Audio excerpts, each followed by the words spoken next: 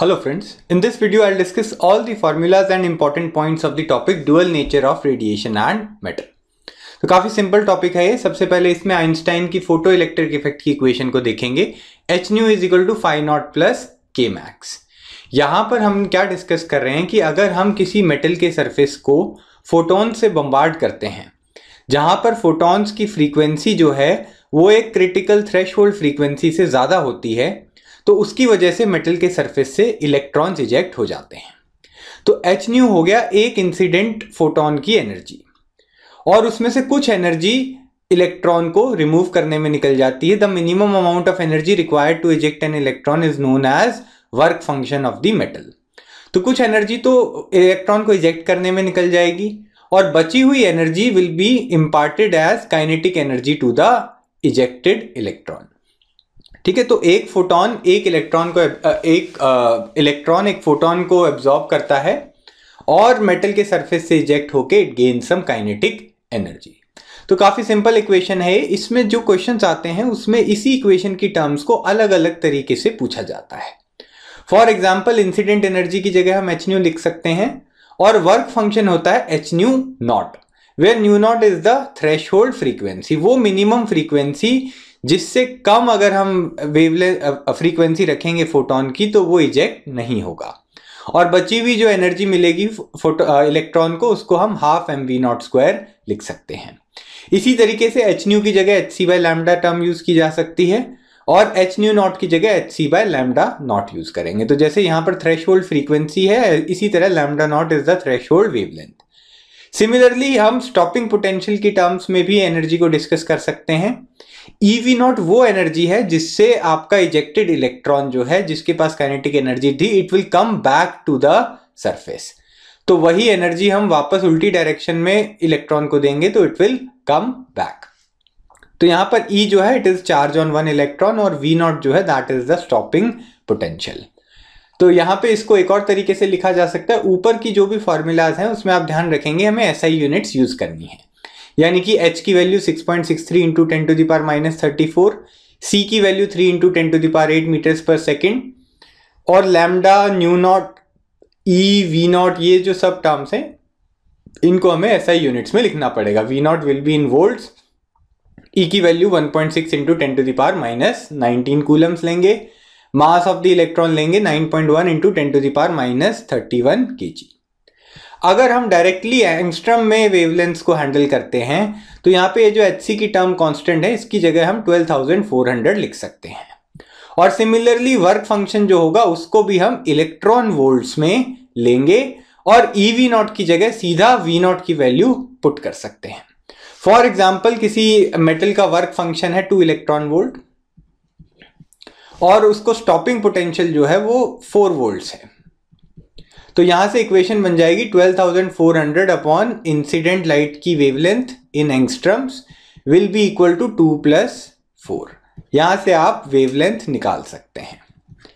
तो ये हमारा आइंस्टाइन इक्वेशन हो गया फोटो इलेक्ट्रिक इफेक्ट के लिए। आगे डिस्कस करते हैं। इसके कुछ इंपॉर्टेंट ग्राफ्स हैं जो एक्सपेरिमेंटली हमने ऑब्टेन किए हैं। अब जैसे ही बहुत सारे इलेक्ट्रॉन्स एक साथ इजेक्ट होते हैं तो इट कॉन्स्टिट्यूट्स अ करंट। तो अगर हम इंटेंसिटी ऑफ लाइट को बढ़ाते जाएंगे तो करंट की वैल्यू भी बढ़ती जाएगी, क्योंकि हर एक फोटोन से मैक्सिमम एक आपका इलेक्ट्रॉन इजेक्ट हो सकता है। तो इंटेंसिटी यानी कि नंबर ऑफ फोटॉन्स अगर हम बढ़ा देंगे तो नंबर ऑफ इजेक्टेड इलेक्ट्रॉन्स भी बढ़ जाएंगे, जिसकी वजह से करंट की वैल्यू बढ़ेगी। इसके अलावा एक और इंपॉर्टेंट ग्राफ है, यहां पर हम रिटार्डिंग पोटेंशियल की बात कर रहे हैं। तो इंसिडेंट फ्रीक्वेंसी हम जितनी ज्यादा रखेंगे, वर्क फंक्शन मेटल का सेम रहेगा, तो उतना ही ज्यादा स्टॉपिंग पोटेंशियल इलेक्ट्रॉन के लिए हमें यूज करना पड़ेगा to bring it back to the metal. तो इसीलिए आप देख सकते हैं फ्रीक्वेंसी अगर यहां पर कम है ν1, तो स्टॉपिंग पोटेंशियल का मैग्नीट्यूड भी कम है। फ्रीक्वेंसी 3 सबसे ज्यादा है तो स्टॉपिंग पोटेंशियल का मैग्नीट्यूड भी सबसे ज्यादा है। हालांकि सैचुरेशन करंट की वैल्यू हर केस में सेम आएगी। उसके पीछे रीजन क्या है कि हमने लाइट की इंटेंसिटी चेंज नहीं की है इस एक्सपेरिमेंट में, तो मैक्सिमम नंबर ऑफ इलेक्ट्रॉन्स जो निकलेंगे that will remain the same.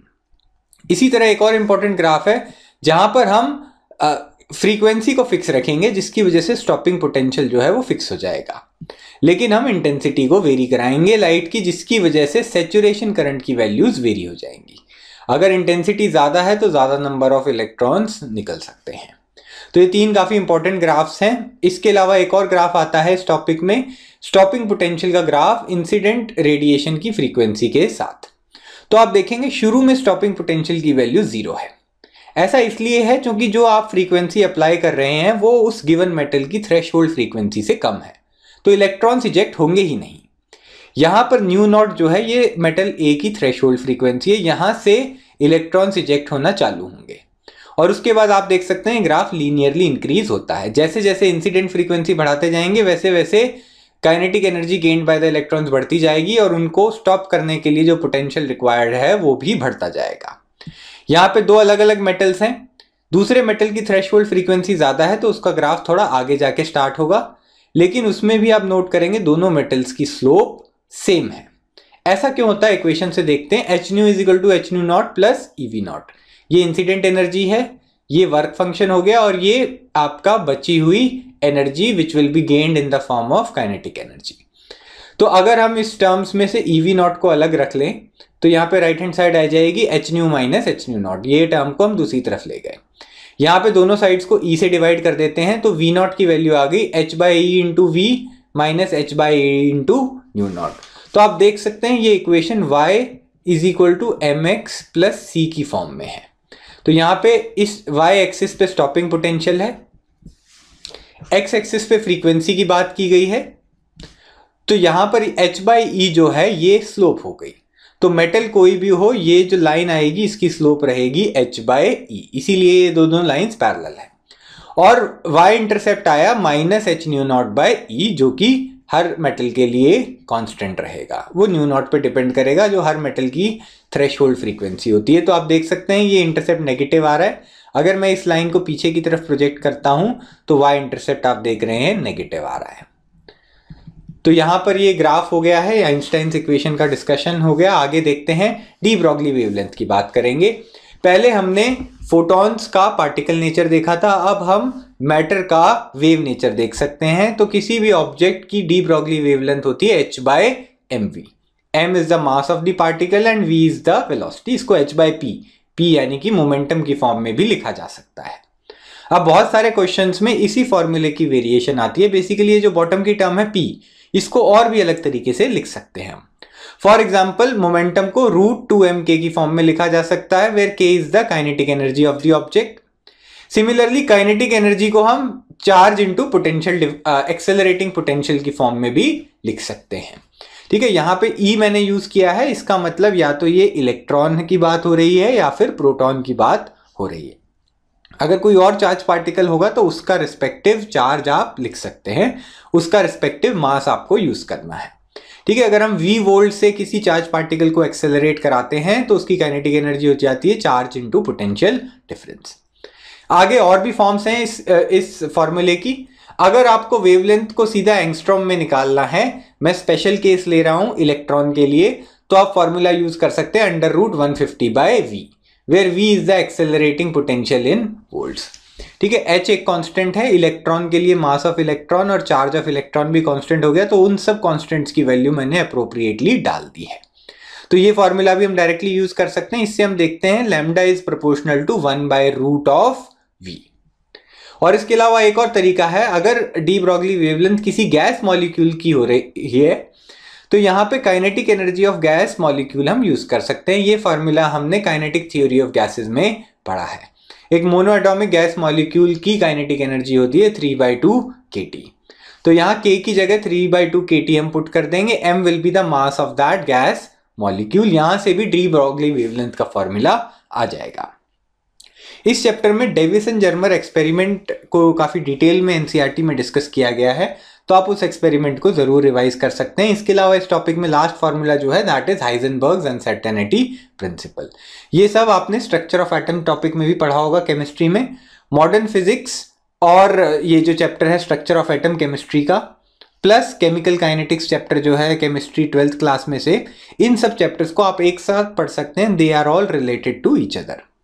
तो हाइजेनबर्ग अनसर्टेनिटी प्रिंसिपल में delta X dot delta P is greater than equal to h by 4 pi. Heisenberg ने क्या बोला था कि अगर हम जितना एक्यूरेटली एक पार्टिकल की पोजीशन को बता सकते हैं उसके मोमेंटम की मेजरमेंट में उतना ही ज्यादा एरर बढ़ जाएगा, एंड वाइसा वर्सा अगर हम मोमेंटम को प्रिसाइसली मेजर करते हैं तो उस पार्टिकल की पोजीशन के अंदर एरर बढ़ेगा। So this was the required discussion related to the topic dual nature of radiation and matter. If you found this video useful, do like it and share it with your friends. अपने Facebook wall पे इस video को share करना मत भूलिएगा, and please do not forget to subscribe to our channel. Thank you so much for watching.